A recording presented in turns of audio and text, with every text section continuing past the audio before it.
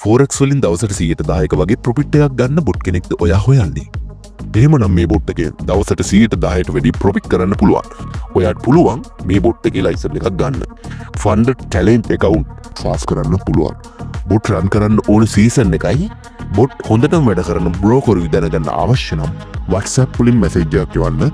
බ්‍රෝකර්ලා කිහිප දෙනෙක් ඉන්නවා මේ බොට් එක සපෝට් කරනවා.